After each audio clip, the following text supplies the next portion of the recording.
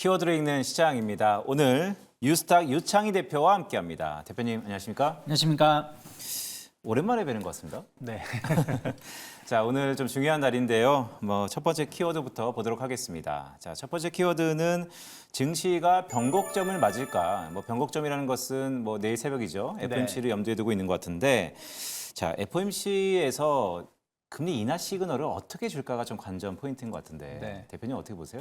일단은 이번에는 금리 동결이 100%죠. 왜냐면 지난번 회의에서 파월 의장이 다음번에 금리 인상 없다라고 말을 했기 때문에 금리 동결은 전 정확하다 생각하고 있고, 이제 여러 개로 이제 만약에 금리가 인하된다라면 그게 9월이 될지 그 이유가 될지를 좀 판단할 수 있을 것 같은데, 제일 중요한 건 점도표인 것 같아요. 어쨌든 점도표가 지난번 점도표보다 조금 매파적으로 보수적으로 찍히는지, 아니면 지난번 점도표 정도 수준이 유지가 되는지. 만약에 정말로 지난번 점도표 정도 수준이 유지가 된다라면 지금 원래는 이제 1.5회까지도 그 전망치가 낮아지고 있는데, 여전히 2회 이상 혹은 2회 정도가 찍힌다라면 진짜 9월 달에 금리 인하 가능성은 거의 기정사실화 되지 않을까 생각 좀 하고 있고요. 또 하나는 이제 이번에도 만약에 파월 의장한테 질문을 할 겁니다. 기자들이. 왜냐면은 한 2주 전에 연준 의사들의 블랙아웃 이전에 발언들이 대부분 금리 인상 가능성을 열어놔야 된다라는 발언들을 많이 했었기 때문에 기자들이 이제 파월 의장한테 금리 인상 가능성 어떻게 생각하느냐라고 물어봤을 때, 이번에도 금리 인상 가능성 없다. 하지 않는 그 가능성 없다라고 표현을 한다라면, 이것은 곧바로 이제 금리 인하로, 당장 다음 달은 아니겠지만 9월 달 정도면 금리 인하로 해석할 가능성이 높지 않을까 생각 좀 하고 있습니다. 그리고 이제 CPI에 대해서도 만약에 이게 어떻게 나올지 모르겠지만 예상보다 높게 나올 수도 있고 낮게 나올 수도 있는데, 만약에 높게 나온다고 하더라도 그런 것은 일시적이다. 데이터를 더 연속적으로 봐야 된다. 이런 발언들을 해줬을 때 아무래도 이제 금리 인하 가능성을 조금 더 높일 수 있는 내용들이 아닐까 생각하고 있습니다. 네, 유창희 대표가 말씀하셨던 것처럼 이번 FOMC에서는 참 파월 의장의 기자회견이 중요한 것 같습니다. 기자들이 질문하겠죠. 동결할 거냐, 인상할 거냐. 근데 그것을 말씀하셨던 것처럼 일축한다면, 글쎄요, 단기적으로 시장이 좋아할 수도 있겠지만, 야, 이거 연준 믿을 수 있어? 라는 의구심 때문에 오히려 좀 불안할 수도 있는데, 그런 연장선상에서 아까 말씀드렸던 것처럼 지금 금리 선물 시장에서는 한 1.5번, 그러니까 2회가 좀 안 되죠. 그렇다면 9월 이나 더 나아가서 올해 2번 정도까지는 할 거다라고 완전히 보시는 건가요? 저는 일단은 9월 인하 가능성을 아직까지 높게 점치고 있습니다. 왜 그러냐면 지금 파월 의장 같은 경우는 최근에 이제 지난번 FOMC 회의 때라든지 그 전에 기자회견 같은 걸 좀 본다라면, 일단은 물가가 중요하긴 하지만 또 연준의 또 다른 책무 중에 하나는 고용이다라는 발언들을 좀 많이 했었거든요. 근데 공교롭게도 그 이후에 보면은 그 실업률이 조금씩 높아지는 부분들을 보여주고 있습니다.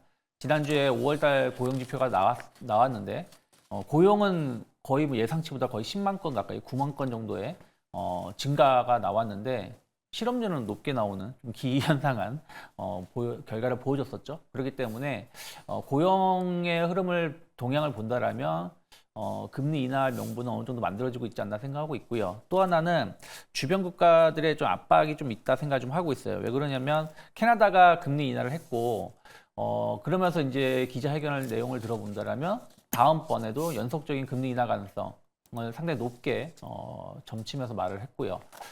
라가드 총재는 매파적인 금리 인하라고 하죠. 6월 달에는 어쩔 수 없이 금리 인하를 했지만 물가가 쉽게 안 잡힌다라면 추가 금리 인하는 좀 시간을 보고 대응하겠다라고 발언했는데, 그 속내는 결국엔 미국인 것 같아요. 미국이 금리 인하를 하지 않는다라면 우리가 독자적으로 금리 인하할 수 있는 그 횟수라든지 그 폭은 제한적이다라는 표현을 좀 애둘러서 표현한 게 아닌가 생각하고 있고, 어쨌든 유럽이 물가가 완벽히 안 잡혔음에도 불구하고 금리 인하를 했다라는 것은 미국도 물가가 완벽히 안 잡힌다고 하더라도 제한된 금리 인하 가능성을 열어놓을 수 있는 어떤 그 방향을 만들어준 것이기 때문에 저는 9월달 금리 인하 가능성을 조금 높게 점치고 있습니다. 그리고 또 이제 대선 이슈들도 9월달에 금리 인하를 하지 않으면 시기를 상당히 놓칠 수 있는 부분들이기 때문에 주변 흐름들 또 미국의 정치 지형을 본다라면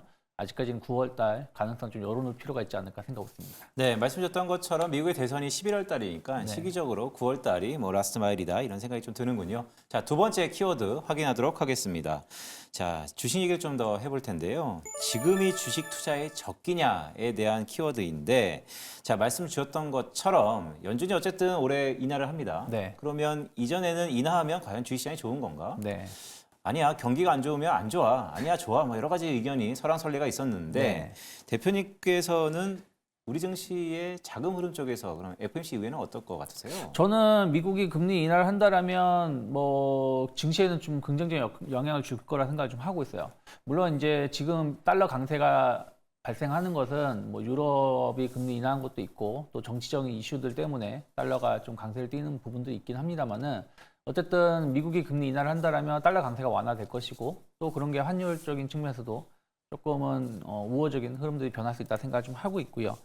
또 하나가 지금 금리 인하가 그러니까 과거에 이제 금리 고강도의 금리 인상을 했을 때 경기 침체, 경기 둔화가 왔었는데 한 2번 정도는 그게 없었죠. 그래서 이번에도 그 2번의 사례로 갈 가능성을 좀 염두에 놓고 가능성이 좀 높기 때문에 꼭 금리 인하가 경기 침체 때문에 금리 인하를 하는 건 아니다라는 인식이 증시에는 긍정적인 영향을 줄 수 있다 생각하고 있고요.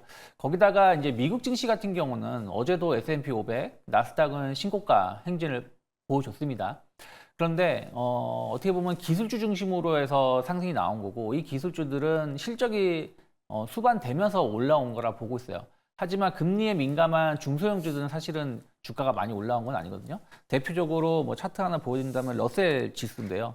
지금 화면에 보이는 게 러셀 지수인데 뭐 주봉으로 보신다라면 사실은 올해 증시가 오른 거 거의 없고요. 또 작년부터 본다고 하더라도 실질적으로 오른 거는 많지 않습니다. 그러면 러셀 지수는 아무래도 금리의 영향을 많이 받을 수 있는 기업들이 많이 포진되어 있는 지수인데 만약에 금리가 인하가 된다라면 미국의 이런 중소형주들도 조금 숨통이 트일 수 있고 또 우리나라 같은 경우도 약간 러셀 지수와 좀 비슷하게 움직이는 경향이 좀 있기 때문에 아무튼 금리가 인하된다라면 또 한국은행도 동반해서 금리 인하 명분이 강하게 나올 수 있고 그러면 국내 증시에는 뭐 저는 긍정적인 영향을 줄 것이지 만약에 그 과거에 경기 침체로 금리 인하를 급하게 하는 사례처럼 주가가 하락할 가능성은 제한적이지 않을까 생각하고 있습니다. 네, 이번 FOMC는 대표님 입장에서는 어쨌든 긍정적으로 기대가 된다라는 이벤트인데, 자, 아까 러셀 지수도 말씀 주셨지만 그렇다면 우리 국내 증시는요, 네. FOMC 후에 우리가 주목해야 될 뭐 섹터가 있다면 어떤 게 있어요? 저는 일단은 뭐 약간의 변동성 나올 수 있다고 치지만 만약에 이번에 상당히 매파적인 FOMC 결과로 인해서 주가가 조정을 받는다고 하더라도 전 그건 뭐 일시적이다. 그러니까 지난 4월달 조정처럼 일시적이고 다시 좀 반등을 줄 거라 생각하고 있고요. 오히려 좀 조정이 나온다라면 매수 관점 혹은 또 상승을 한다고 해도 그 이후에 추가 상승을 좀 대비하면서 뭐 섹터로 본다라면 결국 1분기 실적 기대주를 좀 보실 필요가 있다 생각을 좀 하고 있어요. 그래서 뭐 대표적으로는 자동차라든지 뭐 금융주들 그리고 에너지 섹터를 보신다라면 일단은 체코 수주 모멘텀이 좀 있을 수 있는 원전 관련된 섹터를 좀 보시면 좋지 않을까 생각을 좀 하고 있고요.